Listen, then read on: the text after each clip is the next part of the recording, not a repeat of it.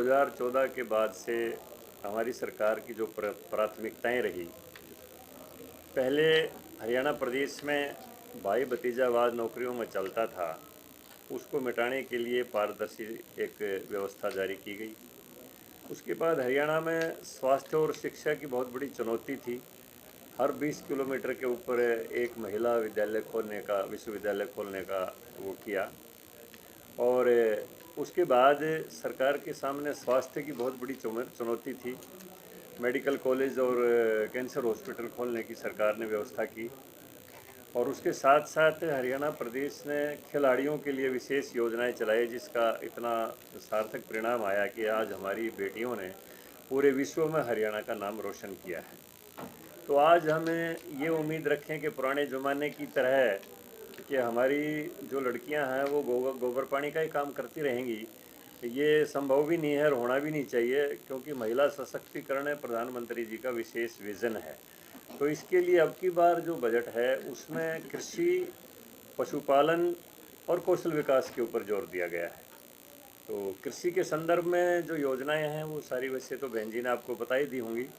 सरकार की ये योजना है कि हमें मोटे अनाज को प्राथमिकता दें, जिसमें कम से कम पानी लगे, कम से कम खाद और पेस्टिसाइड का इस्तेमाल हो, उन फसलों को बढ़ावा दें जिससे ज़मीन की गुणवत्ता बनी रहे। और प्रधानमंत्री ने जैसा कि अंतर्राष्ट्रीय मिलेट दिवस इस 2023 को घोषित करवा दिया है, अब हरियाणा का बाजरा इंग्लैंड में पैकेटों में बिकने वाला है आने वाले समय में। तो उस मोटे अनाज की कृषि को बढ़ावा दें। उसके साथ साथ जैसा मैंने बताया कि आज हमारी बेटियां विश्व स्तर के ऊपर खेलों में नाम चमका रही हैं, तो उनको भी स्वास्थ्य के लिए, आदमियों के भी, लड़कों के भी, हमारे लड़के भी इसी तरह से नाम चमका रहे हैं। दूध तो आदमी की सबसे पहली आवश्यकता होती है, तो पशुपालन को बढ़ावा देने के लिए। और क्योंकि आज एक मैनुअल पावर का कम से कम इस्तेमाल हो रहा है, जो डिजिटलाइजेशन हुआ है विश्व के अंदर। अब जिस संस्था में किसी भी व्यापारी की संस्था में 10 मुनीम काम करते थे, वहाँ एक कंप्यूटर ऑपरेटर से काम चल जाता है, तो हाथों का काम कम हुआ है। तो उसके लिए कौशल विकास की योजना हरियाणा सरकार ने सबसे पहले शुरुआत की और पलवल में दूधौला के पास भगवान विश्वकर्मा कौशल विश्वविद्यालय की स्थापना हुई।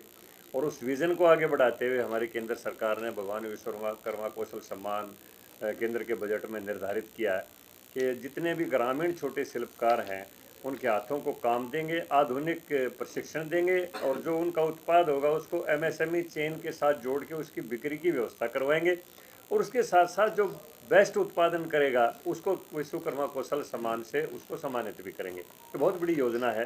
तो इससे भारत का मेक इन इंडिया का सपना साकार होगा और आत्मनिर्भर भारत का सपना साकार होगा। मुख्य तौर पर बाकी सारी बातें बहन जी ने बता दी हैं।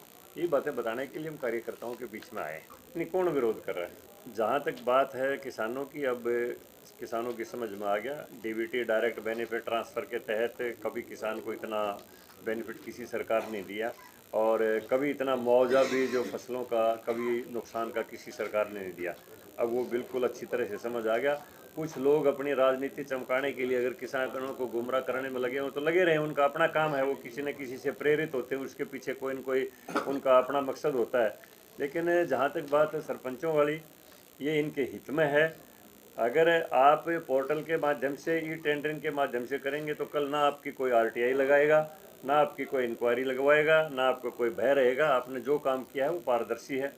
अब अगर कोई आदमी भाई बीच में अगर ये सोचे भाई मैं करता रहूँ, उसमें कुछ मेरा भी बनता रहे, तो उस आदमी को नाराज़गी होगी, तो वो तो स्वाभाविक हो सकती है।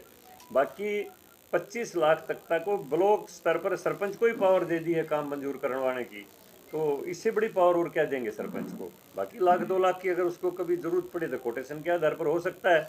हाँ, अगर किसी को वैसे ही कोई नाराज़गी हो, कहीं और से प्रेरित हो, तो फिर हमारे पास उसका कोई इलाज नहीं। बाकी 9 तारीख को जो है माननीय मुख्यमंत्री जी के साथ बैठक हो रही है, उसमें और जो है आपस में सलाह मशवरा करके किसी न किसी निर्णय पर पहुंचेंगे, हमें पूरी उम्मीद है इस बार। राइट टू रिकॉल कोई लागू नहीं हुआ है हरियाणा में, अभी कोई लागू नहीं हुआ है। ऐसा कोई एक्ट नहीं आया हरियाणा में राइट टू रिकॉल का। मांग तो कुछ भी करें, लेकिन हरियाणा में एक्ट नहीं आया है राइट टू रिकॉल का, सरपंच का कोई एक्ट नहीं आया।